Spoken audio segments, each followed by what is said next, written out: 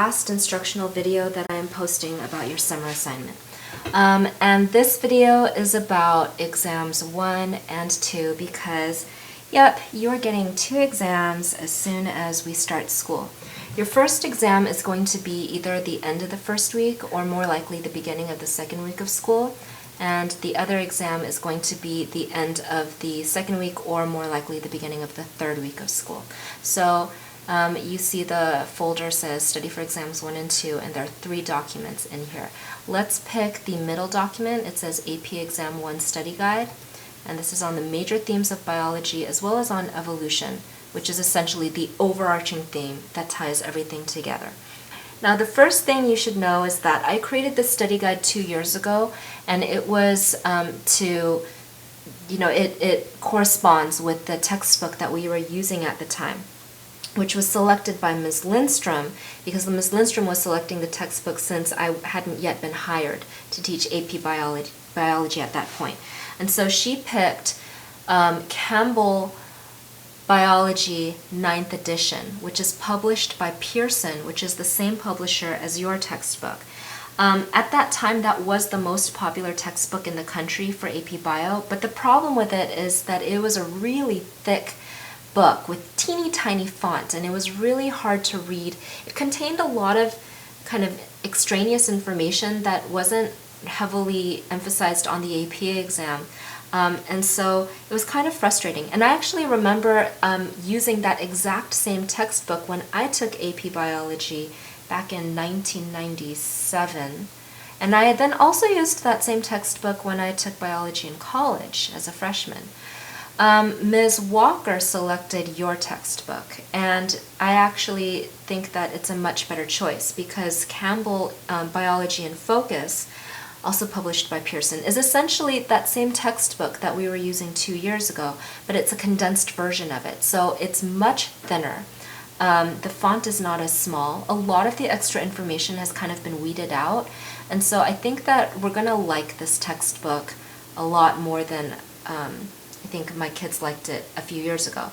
So the problem with that is when I created the study guide, because it was for the old textbook, it may not correspond exactly with what you have. There is going to be a lot of similarity because it is the same publisher. So Chapter 1 is still the themes and the study of life. Chapter 2 is still, the chemical context of life. I think Chapter 22 is still about descent with modification, or evolution in general.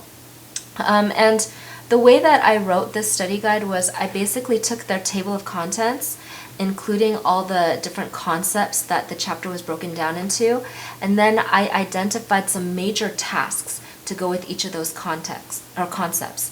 So you don't have to actually write anything down to prove that you've studied for the exam. Like, you don't have to actually write down the answers to these tasks. What you do need to do is, as you study, as you read through the chapters, make sure that you can compare and contrast the 3 domains of life, for example, and provide examples of each domain.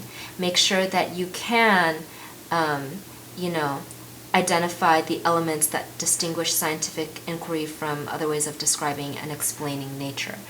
The exam that you'll be taking that first or second week of school, probably the second week, is going to be anywhere between 25 and 50 multiple choice questions, but I'm leaning more towards 25 to 30 multiple choice questions. What that means is that everything that's on the study guide is not necessarily going to appear on the exam, but anything that is on here is fair game for that exam. And when I say multiple choice, I don't mean like 9th grade level multiple choice. I mean AP level multiple choice. So you can expect to be asked to do analysis, synthesis, critical thinking, which means that you're going to be showing me not that you memorized all of this stuff, but that you understand it, and you understand how the different parts of it fit together. So as you do your Big Idea 1 vocabulary wiki, well, those vocabulary words essentially are the words that describe the theory of evolution. So doing that vocabulary wiki should refresh your memory about evolution in large part. And I say refresh your memory because you learned this before. If you had me for 9th grade, then you definitely learned it. That doesn't mean you remember it. It's been over a year. So you you need to do a lot of studying on your own, but we're also going to be doing some studying together as a class. We're going to take 2 half days for this. So we'll do roughly 40 minutes studying together as a class on one day, and then we'll do another 30 to 40 minutes on the next class day. And then the next class day after that, you're going to take the actual exam. Okay, so that's the first exam. And then about a week after that, you're going to take the second exam. And this is going to be on chemistry.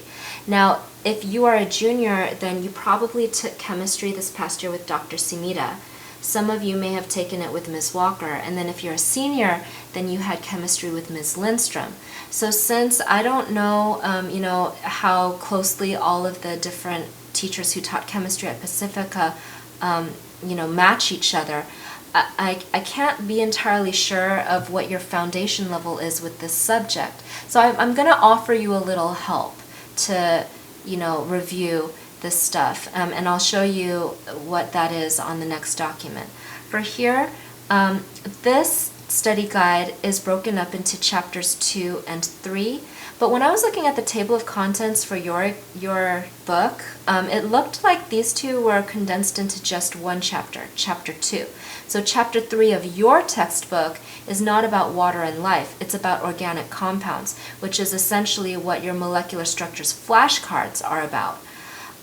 So you are going to see that these study guides, both of them, will be edited sometime between now and mid-August, and I'll drop those edited study guides into our shared folder. But they're going to be really, really similar to what you see here anyway. Just the organization of stuff will be slightly different, to match your textbook. So you can still start studying now. Just don't get confused when you see that the numbering and organization is different, because the content is the same. So, talking of chemistry, or speaking of chemistry, we're trying to condense a whole year's worth of a separate field of science. Essentially what you learned all of last year, or for you seniors 2 years ago, into one half-day review session that we'll be doing in class, and then one exam. So, to help you out with that, I've got this other document for you, and it's titled Video Lectures for Exam 2 Chemistry. So go ahead and click on that, and you see that it's this Google Doc. I'd like you to make sure, well, you of course are logged into your Pacifica Christian account, otherwise you wouldn't have been able to access this. But I think there are a couple of you who don't have or didn't have a Pacifica Christian account yet when I sent this to you. So if you do have a Pacifica Christian account now, but you also have access to this through a separate personal account, please make sure you're logged into your Pacifica Christian account. And then you're going to click on each of these links in turn. Now these links will take you to Google Forms, so if you click on that, sorry, my internet is really slow, in a separate tab. So you first of all should know that once you submit this form, you won't be able to get back in, so don't start working on it until you're ready. But you're going to see that there are links to YouTube videos, and all of these YouTube videos will take you to Mr. Anderson's Bozeman Biology or Bozeman Science videos. So if I click on this, it should open up that video in a new link, or a new tab. And then I think you would be tempted, I know I would be tempted as a student, to watch the video. Come back, Google Form, come back. Okay, my internet is acting up right now. This is actually the third time I'm recording this video because of this same problem. Okay, there we go. Alright, so when you're doing this... Pause. Hi, this is Mr. Anderson is the coolest, by the way. I aspire to be like him one day. But anyways, so here is the form. I want you to do this way. So start out by just reading through the questions. After you've read the questions, don't write anything down yet, but after you've read through the questions, now go to the video. Watch the video all the way through one time. So don't like start it and then pause it and then start it again. Just watch it straight through one time. And then after you've watched it, close out the video. Because I don't want you to be like hopping back and forth between the two. Now if you like started zoning out or whatever and you need to watch the video a second time, then fine, watch it a second time, watch it a third time, but don't actually do anything on this form with that video still open. Close the video and then from memory answer these questions. I will not be grading these forms based on accuracy. I'm just going to be looking to see, did you finish it and did you show effort? So if you're completely BSing it and your answers make absolutely no sense, you're not going to get the point.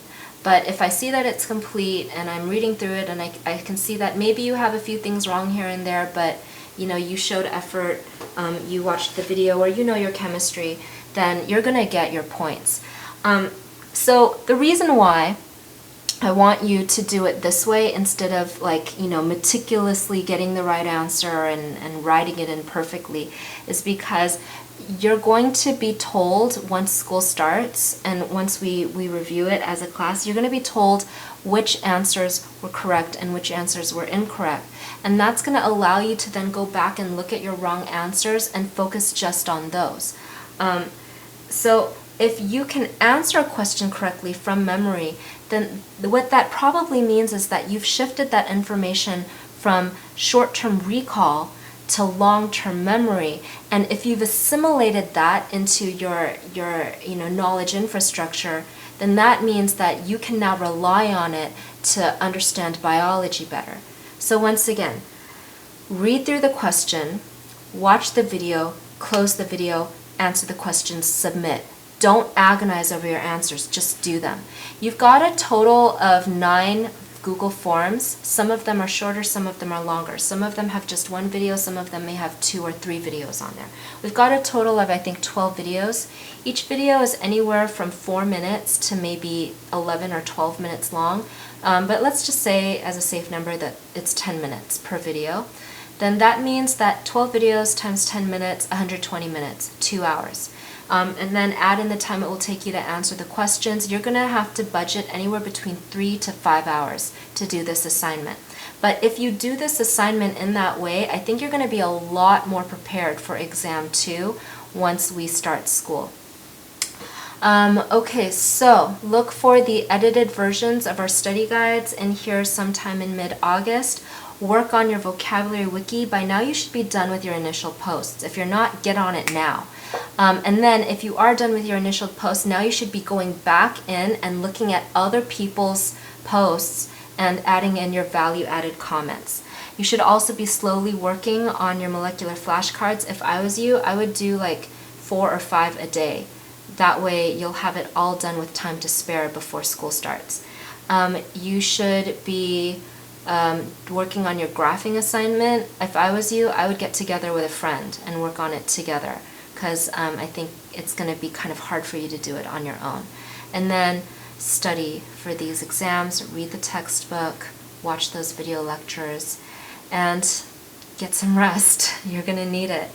I really look forward to meeting you guys, or re-meeting you guys if I already know you.